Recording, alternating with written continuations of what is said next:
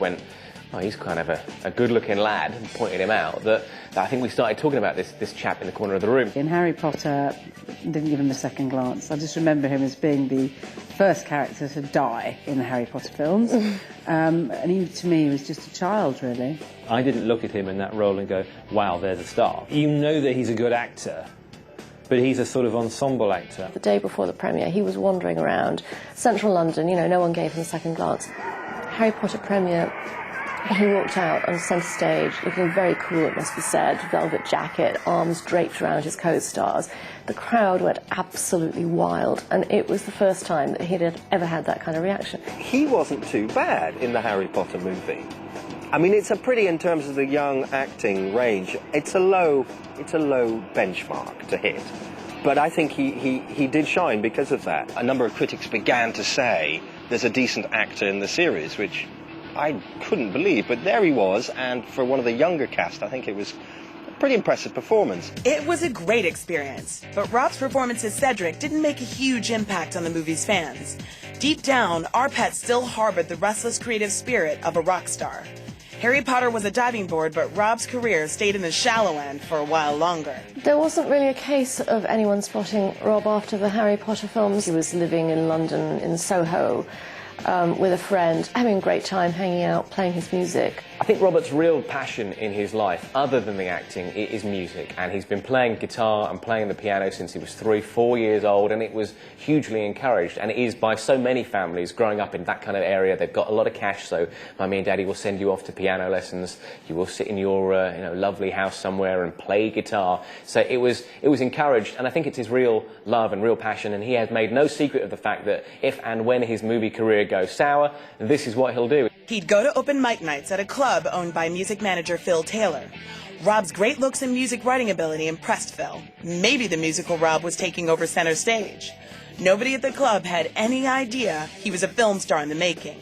It's kind of like a curtain, and he can immerse himself in the songwriting, and it's kind of dark, it's kind of moody. His music was kind of his passion, and that's obviously was his outlet for any emotions that he might have. Phil Taylor introduced Rob to Bobby Long, another young musician who'd impressed him on the open mic scene. The pair hit it off. Some of their musical collaborations later appeared on the Twilight soundtrack. And the whole weird thing about this story is that Robert really had told everyone that he was a nobody, and for all intents and purposes, he probably was a no one. He certainly looked like a nobody, just another kid who wants to get into singer-songwriting. And I don't think even Bobby knew who he was. And then, obviously, the call comes through that he's got the gig on Twilight, and he's about to go shoot the movie.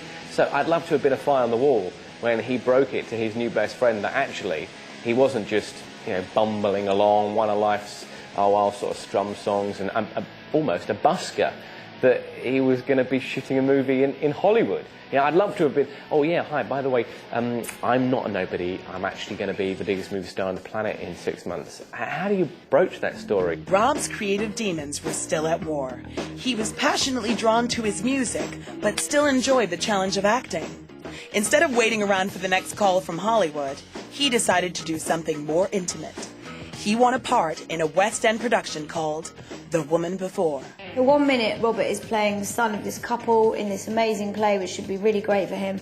Then a week before the play is about to start, suddenly he's out and another actor has replaced him, and nobody really knows why. I couldn't understand that. Maybe because he hadn't had any experience himself, he panicked a bit, or whether he was physically exhausted after Harry Potter because that was quite a demanding role, or he was actually sacked.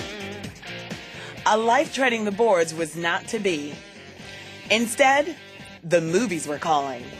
Rob's pre-career to Twilight, obviously apart from Harry Potter, what he did was the classic don't want to care actor attitude of by appearing in indie films, which he didn't get paid for, would just get expenses for. Our script supervisor recommended Robert Pattinson to work with us.